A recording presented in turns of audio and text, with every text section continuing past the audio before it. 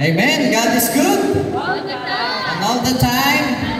Amen. Palapakan natin ang ating Panginoon. Yan. So talagang makapangyarihan ng panalangin. Amen. No, kanina maganda yung story ni brother kanina, no. Tugma-tugma sa gospel sa share ko ngayon. Dapat nakapagitna yun dun eh. Sa story, no. Galing, ganda. So ito pong ating gospel na binasa ay tungkol sa pagtuturo ni Jesus ng panalangin.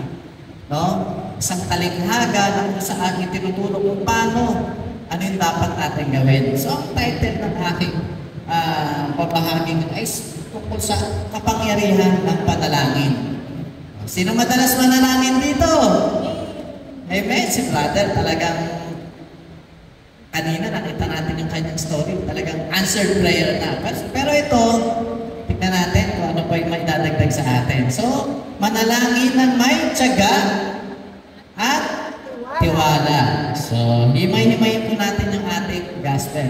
So, ito po muna yung isang teksto. Bakit nagturo si Jesus ng panalangin? Bakit kaya? So, sinasabi dito sa sitwasyon na to, no? Hiniling ng mga alagad kay Jesus. Anong sabi? Basahin natin. Panginoon, turuan niyo po kaming manalangin. So ano ang sagot ni Jesus? Ano yung tinuro ni Jesus na panalangin sa mga alagad? Ang Ama namin. No? Kasi sa Ama namin, kumpleto na lahat. Amen ba? Merong samba o pagpupuri sa ating Panginoon. Amen? Merong paghingi ng kapatawaran. Merong salamat. At ang muli ay paghingi. Amen? Amen. So yan, una ibinigay niyang panalangin ng Panginoon na Ama namin. Tapos, dito po nakaugnay ng ating binasa ngayon. Ikalawa, ibinigay niya ang talinhagang ito upang ituro kung paano manalangin. No? Ito yung aral na makukuha natin dito ay isang pagpupursige at tiwala sa ating Ama. So ito po, yan. So sa unang bahagi ng ating talinghaga, ano po yung binasa natin? Ay tungkol sa talinghaga sa kaibigan, ng kaibigan sa hating gabi. So mababasa natin sa Lucas chapter 11 verse 5 to 8. Yan. So makikita natin, no? Ang problema. Ano ba yung naging problema dyan? May dumating na bisita. Hindi, una merong kaibigan. Ano problema? Diba? Amen ba? Ating gabi na kumakatok. No? Bakit? Nangangailangan. So, sino madalas po merong kaibigan na gano'n? No? Meron ba kayong mga kaibigan na gano'n? Ating gabi na. Bro, sis, may problema kami. Gising ka pa ba? No, may mga gano'n tayo mga kaibigan. No? Siyempre, pangalawa dyan, yung sa verse 7 naman, yung pag-aatubili. Ano ba sinabi ng isang kaibigan? Natutulog na kami. Nakatrangka na ang aming mga pinto. No? Nakatrangka na. Ibig sabihin, sarado na yung kanilang mga pinto. Ayaw ng pagbuksan. Diba? Sabi nga, wag mo kaming istorbohin. Natutulog na kami ng aming mga anak. Amen? Amen, no? Ang pangatlo dito is yung sa verse 8, yung aral. Ano ba yung aral dito? Diba? Kahit ayaw ng kaibigan, ay bumangon at nagbigay dahil sa pagpupumilit. No? Kasi nga yung kaibigan niyang isang kumakatok, walang hiya. Sabi nga dun sa diba, minsan, pag tayo dito nagdadasal, diba, minsan walang hiya na tayo. Nawawala na yung hiya natin, nakatayo dito tayo. Minsan, umiiyak na tayo dahil sa ating panalangin. No? Ganun nga yung si brother kanina, dahil sa kanyang panalangin at pagtsatsaga, diba? Kita nyo yung damdamin niya, ay iyak siya. Yan. So yun yung isang aral dito na talagang yung pagpupumilit, no? Talagang tsinaga niya. Yan. yung punto dito, no? Gaano pa kaya ang Diyos? Di ba? Bakit? So, titignan natin, ang kaibigan sa lupa. Ano ba yung naging nangyari sa kaibigan na nasa lupa? Siya ay nag-atubili, nag-istorbo, nagbigay lamang dahil sa, inis at pagpupumilit ng kaibigan niya. Di ba? Minsan ganun tayo, amen ba? Di ba? Kahit na dahil sa pagpupumilit, naiinis, kahit inis na tayo, pero, ibibigay pa rin natin. Yan. Di ba? Pero, kung titignan natin, di ba, sabi dito, amang nasa langit. Pag tayo nanalangin sa Kanya nang may pagpupumilit, lagi siyang handa, masaya, at nagbibigay, hindi dahil sa namilit ka. Amen? Namilit. Nagbigay siya dahil mahal ka niya. Amen? Palakpakan natin ang ating Panginoon. Yan, ganyan ang ating Ama. Kaya nga diba, sabi dito, kung ang isang masamang kaibigan ay nagbibigay dahil sa pagpupumilit, gaano pa kaya ang ating Diyos? Amen? Amen na perpektong nagmamahal sa atin. Palakpakan natin ang ating Panginoon. Yan. So next, ito po yung ikalawang bahagi. So ang utos at ang pangako. Ano yung sabi sa gospel natin? Sa verse 9 to 10. Humingi, humanap, at kumatok. No? Yan, humingi, humanap, at kumatok. No? Yan yung sinabi. No? Sa panalangin natin, laging ganun tayo, di ba? Humihingi. Meron tayong hinahanap na sagot. No? Kaya ang ginagawa natin, kinakatok natin lagi si Lord. Lord, bakit ganito? Lord, pengi naman ng ganito. Diba? So yung aral natin dito, hindi lang isang beses ginagawa yung panalangin. Amen? Totoo ba yun? Mga nandito, nanalangin kayo, hindi lang isa, diba? Hindi lang dalawa. Si brother na kanina, di ba, sabi niya, nanalangin siya talagang yung pagtsatsaga niya. Di ba? Yung araw-araw na panalangin, araw-araw na pagtsatsaga. No? Sabi niya, makatapos na ang aking mga anak, uuwi ako. Ano sabi ni Lord? Uwi ka na. Tapos na silang lahat. Amen. Palakpakan natin ang ating Panginoon. Para sakto yung sakto talagang binigay ni Lord yung yung sharing ni brother kanina rito. Di ba? Magpatuloy sa paghiling, paghanap, at pagkatok. No? Sabi nga, ang sino mang humingi ay tatanggap. Nakatanggap na ba kayo? Amen? Amen. May blessing araw-araw. Amen? Yan, pag-isip pa lang natin, di ba, sa umaga. Yan na yung lagi nating hinahanap. Yan. Palakpakan natin ang ating Diyos sa buhay.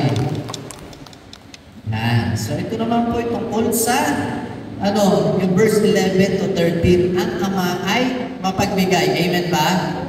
Amen. So, pinaghahambing dito, yung Ama sa lupa, saka yung Ama na nasa langit. Yan. So, sabi dito, kung hihingi ang anak ng isda, bibigyan ba ng ahas ng kanyang ama? Amang nasa lupa yan, ha? Hindi, di ba? Kung hihingi ng itlog, bibigyan ba ng alakdan? Hindi. Di ba? Sapagkat, kahit sinong masamang ama na nandito sa lupa, hindi niya hayang mapahamak ang kanyang mga anak. Amen ba? Amen. No? Dito naman sa verse 13, sinasabi dito na kung kayo na masasama ay marunong magbigay ng mabubuti, yan, kaloob sa inyong mga anak, gaano pa kaya ang inyong amang nasa langit? Sino naniniwala dito? Tumaas ang kamay! Amen! Palakpakan natin si Lord! Di ba? Bibigyan niya tayo. Diba? Isang patunay si brother kanina. No? talagang ibinigay, no? Hiniling niya, no? Yung kanilang ship, pumunta, o maglayan pupunta Pilipinas. Ang sabi ni Lord, sige, hindi lang isa, 3 beses pa. Amen, palakpakan si Lord. Talagang ganun talaga, no? No? Hindi lang yon dahil di ba ito yung isa sa pangako ng Ama na ibibigay niya ang banal na spirito sa mga humihingi nito. Kahit hindi ka nga humingi, ibinigay niya eh. Amen ba? Ibinabahan niya ito para sa atin, lalo-lalo na sa ating mga charismatic. No? Ito yung gift na binigay sa atin upang maging gabay at maging ilaw para sa ating paglalakbay. Amen? Yan. So, ito po yung mensahe sa ating buhay. No? Sa gospel na to, may mensahe. No? Na huwag tayong sumuko. Sino may mga problema? Problemado sa buhay. Yan. Huwag tayong sumuko. Manalangin ng may pagpupumilit. Talagang kumbaga hinaaras na natin. Talagang pagpupumilit. Hindi lang talaga yung nagdadasal ka lang. Nandiyan yung pagluhod. Di ba? Sino dito yung napupunta sa Baclaran, sa Quiapo? Di ba? Nakikita niyo ba kung paano manalangin o magdasal at may pagpupumilit yung mga may kahilingan doon? Ano ginagawa? Nadadasal, nakaluhod. Diba? Lumalakad. Diba? Yung iba, nagpapatira ka, talagang binibigay yung buong katawan, talagang nakahanda pa sila. Yung po, doon makikita natin yung pagpupumilit, yung gusto at kahilingan natin, no, sa ating Panginoon. Pero, kasunod nun, tayo ay, dapat umitiwala. Tandaan natin na ang Diyos ay higit pa sa isang mabuting kaibigan na kayang ibigay ang lahat ng ating hinihiling. No? Diba? Meron nga tayong kaibigan, binibigay eh. Kung ano yung hiramin natin, utangin natin, na yung nagbibigay. Paano pa kayo yung Diyos na tayo mahal na mahal? Diba? Paulit-ulit natin naririnig, mahal tayo ng Diyos. Amen? Sigaw nga natin, mahal tayo ng Diyos. Amen? Yun po, doon lang po eh, di ba? Kaya yung pagtitiwala natin sa Diyos dapat nandoon. Bukod sa pagpupumilit sa panalangin, kasabay nito ay ang pagtitiwala sa ating Amang nasa langit. No? Pangatlo po ang mensahe, hingi natin ang Espiritu Santo. Yan. Kasi madalas ito, hindi naman sinasabi sa di ba? Sa misa, di ba, na ang Espiritu Santo ay nandiyan. No? Hindi madalas sa ilang gospel lang nababanggit yung Espiritu Santo. Pero dito bilang pinag-aaralan natin ang ating Biblia, pinag-aaralan natin ang salita ng Diyos, ang lahat po nung nagsasalita dito ay merong gabay ng banal na Espiritu Santo. No? Yung po yung pinakamahalaga sa lahat. Kasi ang ating Diyos na nasa langit na. Di ba? Ang iniwan niya na sa atin ay ang banal na Espiritu, no? Na kung sino man tumawag dito, no? Kaya nga kanina kung mapapansin nyo, no? Kumakanta tayo ng Come Holy Spirit, hindi na Espiritu Santo. No? Hingin natin. Kasi siya yung nagtutulak sa ating mabubuting pamumuhay at pag-ibig. No? Kaya dapat lagi natin hingin, no? Kasunod ng ating dasal, no? Sabihin natin na, Panginoon, bigyan mo kami ng banal na Espiritu Santo na siyang magagabay sa amin sa bawat araw na nadadaan. No? Alam namin na hindi mo kami pababayaan. Amen? Amen? Palakpakan natin ang ating Panginoon. Yan. So, yan. Ito po yung tanong kanina, di ba? Ano ang pinagpupumilit mong hingin o dasal sa Diyos ngayon? Ang tanong, nararamdaman niyo ba na alam sa sarili niyo na ibibigay ng Panginoon? Amen? Mahina, hindi ka narinig. Amen ba? Amen. No, magtiwala. Magpumilit, magtiwala, at ang gabay ng Banal na Espiritu ang siyang magbibigay nito. No? Sabi nga dito, manalig at magpatuloy sa ating panalangin. No? Hindi lang isang araw, araw-araw po tayong manalangin sa ating Ama na nasa langit. Yan. So sabi nga dito, no, sa Lucas 11 verse 9, kaya sinasabi ko sa inyo, humingi kayo sa Diyos at bibigyan niya kayo. Humanap kayo at makakatagpo kayo, kumatok kayo at pagbubuksan kayo. Dahil ang Diyos ay mapagmahal at mapangalaga sa bawat nagtitiwala sa Kanya. Palapakan natin ang ating Panginoon.